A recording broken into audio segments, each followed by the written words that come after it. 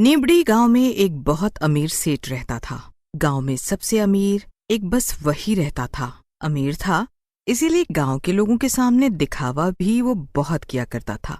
सेठ का एक ही इकलौता बेटा था जिसे वो बहुत प्यार करता था। एक दिन सेठ अपने बेटे सूरज के लिए एक नया स्कूटर खरीद कर लाया। पिताजी, ये स्कूटर आप मेरे लिए लाए हो ना? हाँ मेरे बेटे, ये मैं तुम्हारे लिए ही। हाँ, पैदल चलने से मेरे बच्चे के पैर बहुत दुख जाते होंगे ना, इसीलिए मैं तुम्हारे लिए ये स्कूटर लाया। बताओ कैसा लगा? स्कूटर वाकई बहुत अच्छा है। अब मैं इस पर बैठकर पूरा गांव घूमूंगा। इस स्कूटर पर बैठो और जाओ, अपने सभी दोस्तों को दिखाओ और गांव वालों को भी। सेठ का बेटा स्कूटर पर बैठकर निकल पड़ता है। गांव में सभी लोग सूरज के स्कूटर को निगाह गड़ाकर देखते ही रहते हैं। बस रात होते ही सूरज अपने स्कूटर को घर के बाहर बने आंगन में खड़ा कर देता है और जाकर सो जाता है। आधी रात पर जब पूरा गांव सोया पड़ा था, तब एक भूत की नजर सूरज के स्कूटर पर पड़ती है। अरे वाह, स्कूटर, वो भी नया! ये तो दिखने में बहुत ही सुंदर है, महंगा भी लगता है। मुझे क्या, अब ये स्कूटर मेरा हुआ। मैं इस स्कूटर पर बैठकर पूरी दुनिया घूमूंगा। पर कैसे? मुझे तो स्कूटर चलाना आता ही नहीं। कोई नहीं, स्कूटर मिल गया है तो चलाना भी सीख लूंगा। तभी भूत स्कूटर पर बैठ जाता है और उसे चलाने लगता है। स्कूटर स्टार्ट करते ही भूत स्कूटर को मोहन की झोपड़े में ठोक देता है। अरे कौन है भाई? इतनी रात गए किसे चैन नहीं है? मेरा झोपड़ा ही मिला था क्या उजाड़ने को? घर से बाहर आते ही भूत को देख मोहन कांपने लगता है। माफ करना भाई, गलती से हो गया।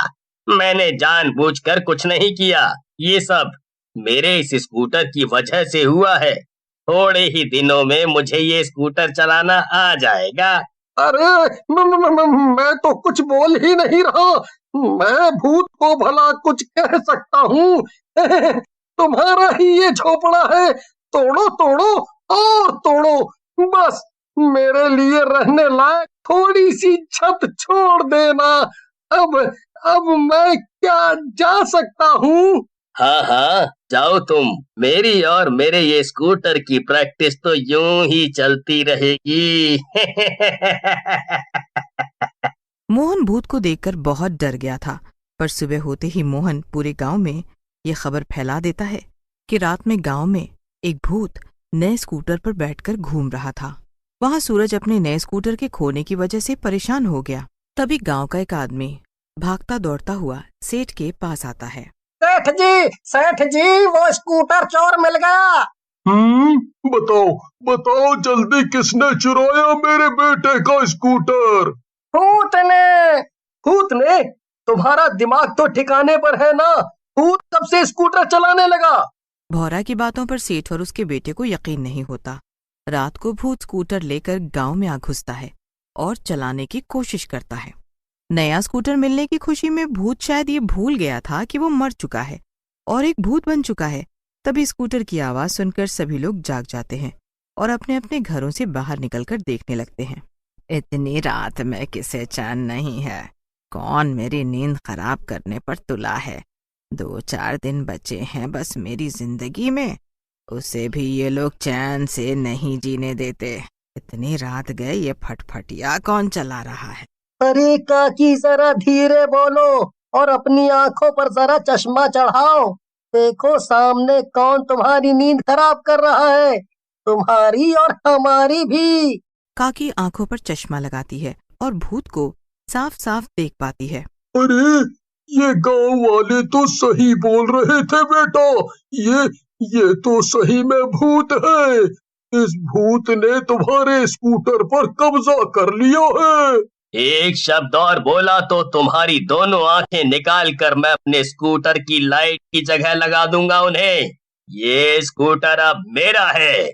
भूत स्कूटर पर बैठता है और चलाने लगता है। पूरा गांव स्कूटर के शोर से परेशान हो जाता है।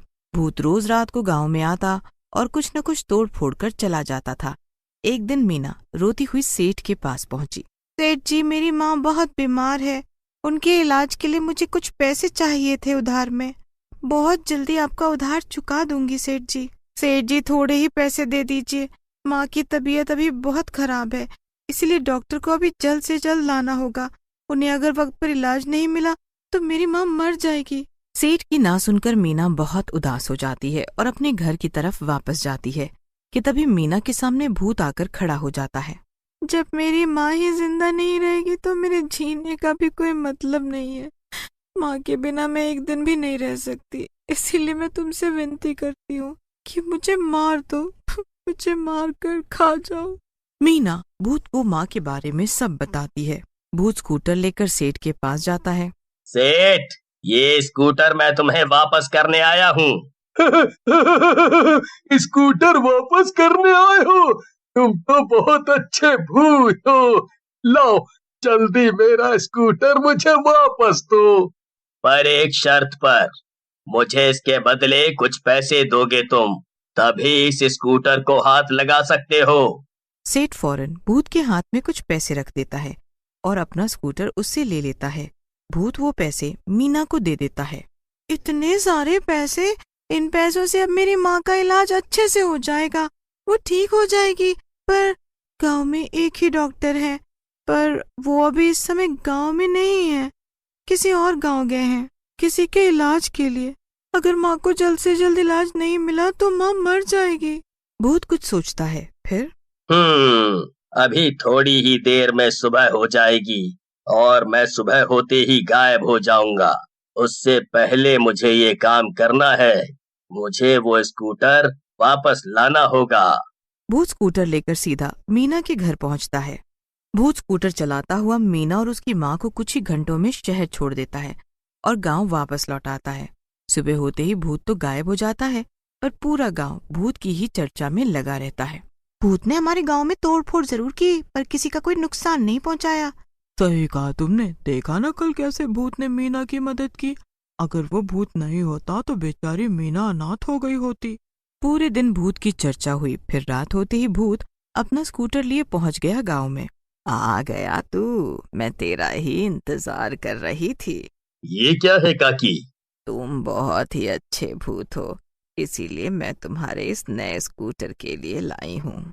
नया स्कूटर आने पर सब उसकी पूजा करते हैं, उसे माला पहनाते हैं ताकि सफर अच्छे से कटे, कोई दुर्घटना या नजर ना लगे उसे। काकी भूत के स्कूटर की आरती करती हैं, माला पहनाती हैं। भूत काकी को अपने स्कूटर पर बैठाकर काकी को पूरे गांव में घुमाता है। पूरा गांव भी ये सब देख रहा होता है। अगले दिन रात को सब पहले से लाइन लगाकर खड़े हो जाते हैं। तुम सबने ये लाइन किस खुशी में लगाई हुई है? इसीलिए ताकि हम सब भी तुम्हारी स्कूटर का मजा ले सके। मैं कभी नहीं बैठी स्कूटर पर, मुझे भी बैठना है। ज्योति के बाद मेरी बारी, मुझे भी बैठाना फिर इसके बाद। अच्छा, तो ये बात है। मैं सबको इस स्कूटर पर बारी बारी घुमाऊंगा। अब तो मुझे स्कूटर चलाना अच्छे से आ गया है। अरे भाया मैं तो लुट गयो, बर्बाद हो गयो। इस भूत ने मुझे कगला बना दिया, कगला।